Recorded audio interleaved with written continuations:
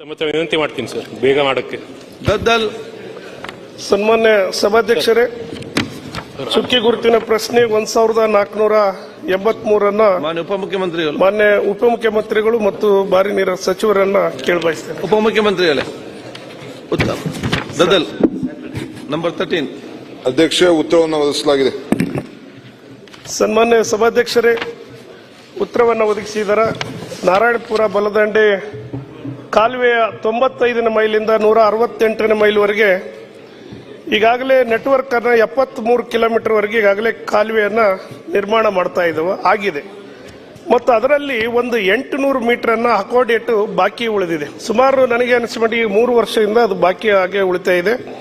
ಹಾಗಾಗಿ ಆ ಬಾಕಿ ಇರುವಂತಹ 800 ಮೀಟರ್ ಅನ್ನ ಅದನ್ನ ಸಂಪೂರ್ಣವಾಗಿ ನಮ್ಮ ಸಚಿವರು ಉಪಮುಖ್ಯಮಂತ್ರಿಗಳು ಅದನ್ನ ಅಧಿಕಾರಿಗಳಿಗೆ ಹೇಳಿ ಶೀಘ್ರದಲ್ಲಿ ಮಾಡಿಸಿಕೊಟ್ರೆ, ಯಾಕಂದ್ರೆ ಆದಂತ ನೆಟ್ವರ್ಕ್ ಅಲ್ಲಿ ಕೆರೆಗಳನ್ನು ತುಂಬುವಂತ ಯೋಜನೆ ಕೂಡ ಅದರಲ್ಲಿದೆ. ಹಾಗಾಗಿ ಆ ಕೆರೆಗಳನ್ನು ತುಂಬಬೇಕಾದ್ರೆ ಈ ಬಾಕಿ ಉಳಿದಿರುವ ಕಾಮಗಾರಿಯನ್ನು ಮುಗಿಬೇಕು. ಮತ್ತು ಅದೇ ರೀತಿಯಾಗಿ ಅದು ಏನು ನಮಗೆ ಸ್ಟೇಜ್ 3 ಅಲ್ಲಿ ಇದೆ, ಆ ಅಲೋಕೇಶನ್ ವಾಟರ್ ಇಲ್ಲ. ಆದರೂ ಕೂಡ ನಾವು ನೆಟ್ವರ್ಕ್ ಅಲ್ಲ ಈಗಾಗಲೇ ಸಂಪೂರ್ಣ ಸಾವಿರಾರು ಕೋಟಿ ರೂಪಾಯಿಗಳನ್ನ ಮಾಡಿ ನೆಟ್ವರ್ಕ್ ಸಂಪೂರ್ಣ ಆಗಿದೆ.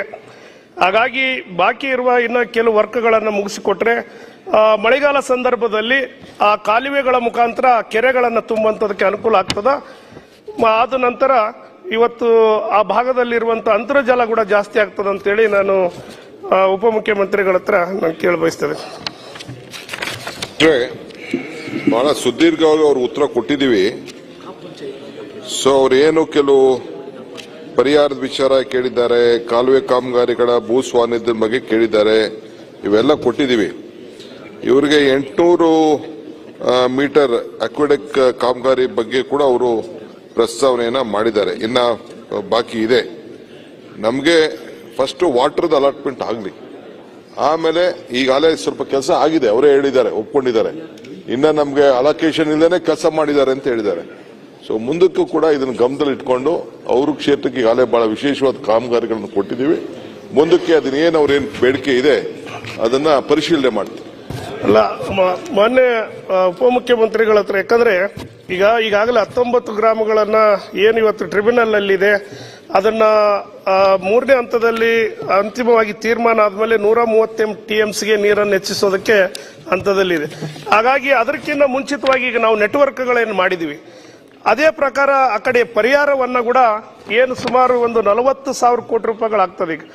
ಈಗಲಿಂದ ಪ್ರಾರಂಭ ಮಾಡಿದ್ರೆ ಅಟ್ಲೀಸ್ಟ್ ಈಗ ನೆಟ್ವರ್ಕ್ ಆದಂತ ಕಾಲುವೆಗಳಿಗೆ ಮತ್ತು ಆಲ್ರೆಡಿ ಆಲಮಟ್ಟಿ ಡ್ಯಾಮ್ಗಳನ್ನ ಎತ್ತಿರಿಸಿದ್ವಿ, ಬರೀ ಗೇಟ್ಗಳನ್ನು ಅಳವಡಿಸೋದಷ್ಟೇ ಉಳಿದಿದೆ. ಯಾಕಂದ್ರೆ ಪ್ರತಿ ಸಾರಿ ಕೂಡ ಬೆಳಗಾವಿ ಅಧಿವೇಶನದಲ್ಲಿ ಉತ್ತರ ಕರ್ನಾಟಕದ ಚರ್ಚೆಯಲ್ಲಿ ಬಹಳ ಆಗ್ತಾ ಇದೆ. ಹಾಗಾಗಿ ಈಗಲಿಂದ ಅದನ್ನು ಪ್ರಾರಂಭ ಮಾಡಿ ಪರಿಹಾರಕ್ಕೆ ಈ ಸಾರಿ ಒಂದು 10,000 ಕೋಟಿಯನ್ನ ಆ ಪುನರ್ವಸತಿಗೆ 10,000 ಕೋಟಿಯನ್ನು ಕೊಟ್ಟರೆ ಅದು ಪುನರ್ವಸಿತ ಆಗ್ತದ. ಮತ್ತು ಯಾವಾಗ ನಮಗೆ ಟ್ರಿಬ್ಯುನಲ್ ಅಲ್ಲಿ ಆದ ತಕ್ಷಣ ನಮಗೆ ನೀರಾವರಿ ಒದಗಿಸಕ್ ಆಗ್ತದೆ. ಇಲ್ಲದೆ ಹೋದ್ರೆ ಇದು ಹನುಮಂತನ ಬಾಲ ಬೆಳೆದಂಗೆ ಬೆಳಿತಾ ಇದೆ ರೇಟ್ಗಳು. DSR ಅವತ್ತಿನ ದಿನ 2014-15 ಆಗಿತ್ತಂದ್ರೆ 17,000 ಕೋಟಿಯಲ್ಲಿ ಮುಗಿಬೋದಾಯಿತು. ಇವತ್ತು 40,550 ಕೋಟಿ ಆಗಿದೆ. ಈಗ ಇನ್ನ 1-2 ವರ್ಷ ಆಯ್ತಂದ್ರೆ ಒಂದು 60-70,000 ಕೋಟಿಗೆ ಹೋಗ್ತದೆ. ಹಾಗಾಗಿ ರಿಕ್ವೆಸ್ಟ್, ಯಾಕಂದ್ರೆ ಆ ಭಾಗದ ಎಲ್ಲಾ ಶಾಸಕರುಗಳು ಮತ್ತು ಈಗಾಗಲೇ ನಮ್ಮ ರೈತರು ಪಕ್ಷಿಗಳಾಗಿ ಕಾಯ್ತಾ ಇದ್ದಾರೆ. ಯಾಕಂದ್ರೆ ನೆಟ್ವರ್ಕ್ ಆಗಿದೆ, ಕಾಲುವೆಗಳಾಗಿದೆ, ನಮ್ಗೆ ಯಾವಾಗ ನೀರು ಬರ್ತದೆ ಅಂತೇಳಿ ಕಾಯ್ತಾ ಇದ್ದಾರೆ. ಅವರೆಲ್ಲರೂ ರೈತರ ಆಪೇಕ್ಷೆಗಳನ್ನು ಈಡೇರಿಸಬೇಕಾದ್ರೆ ಆ ಮೊದಲು ಮೇಲೆ ಮುಳುಗಡೆ ಆದಂತ ಪ್ರದೇಶಗಳಿಗೆ ಅನುದಾನವನ್ನು ಕೊಟ್ಟು ಒದಗಿಸಬೇಕಾಗ್ತದ. ಆದ ನಂತರ ಆದಷ್ಟು ಸೆಂಟ್ರಲ್ಗೆ ಹೋಗಿ ಆ ಟ್ರಿಬ್ಯುನಲ್ ಅಲ್ಲಿ ಇತ್ಯರ್ಥ ಮಾಡಿಸುವಂತ ಕೆಲಸವನ್ನ ನಮ್ಮ ಉಪಮುಖ್ಯಮಂತ್ರಿಗಳು ಮಾಡ್ತಾರೆ ಅಂತೇಳಿ